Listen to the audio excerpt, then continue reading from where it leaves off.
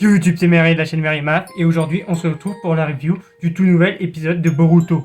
Un épisode plutôt sympathique et qui remonte un petit peu le niveau de cet arc qui était jusqu'à maintenant plutôt moyen.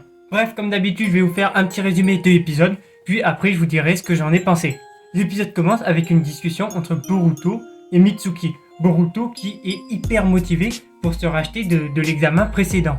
Il va se faire interrompre par Imawari qui vient lui annoncer que ses potes ninja avec qui il s'entraînait dans un hors-série précédent ont tout simplement pris en filature des mecs suspects. Bref, du coup Boruto décide d'y jeter un coup d'œil et qu'est-ce qu'il voit? Tout simplement des mecs en train de kidnapper Amado. Mais aussi, le truc important de cet épisode, c'est tout simplement l'examen des Chunin. Donc le combat entre Inojin et Oki. Le combat commence par des attaques répétées de Inojin et Oki va utiliser un jutsu d'automne. C'est sûrement un des plus gros jutsu d'automne que j'ai pu voir de ma vie et c'est juste incroyable. En gros, ça a créé une sorte de labyrinthe, ce qui permet à Oki, vu que vous le savez, il a une mémoire photographique, de mémoriser le labyrinthe par cœur et tout simplement d'attaquer Inojin dans tous les côtés sans que ce dernier s'en rende compte. Ceci dit, Inojin a quand même une petite stratégie. Sa seule chance de victoire, c'est tout simplement d'utiliser la transposition. Inojin va donc mettre en scène une stratégie, c'est très simple, il va mettre des coups de pinceau pour faire croire que c'est ces jutsu qui se sont écrasés sur les cailloux.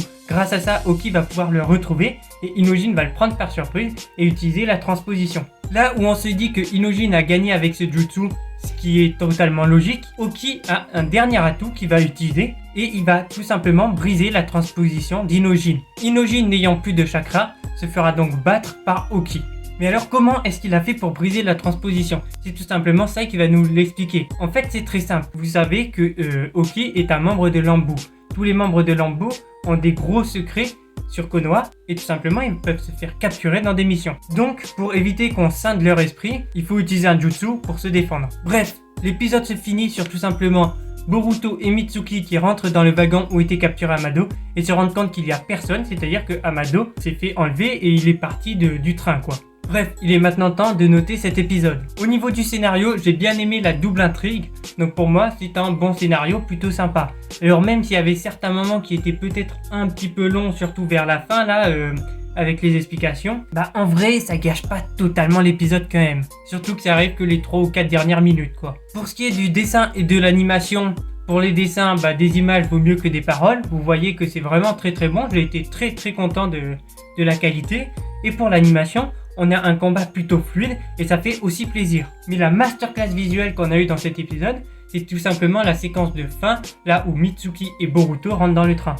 Pour ce qui est des musiques, les musiques étaient sympas encore une fois. Et pour la réalisation et la mise en scène de cet épisode, il y avait des plans plutôt jolis. Bref, je pense avoir tout dit sur cet épisode 223 de Boruto. Un épisode plutôt sympa, n'hésitez pas à me dire ce que vous en avez pensé dans les commentaires, à vous abonner, à liker. Je vous dis à la prochaine, allez ciao.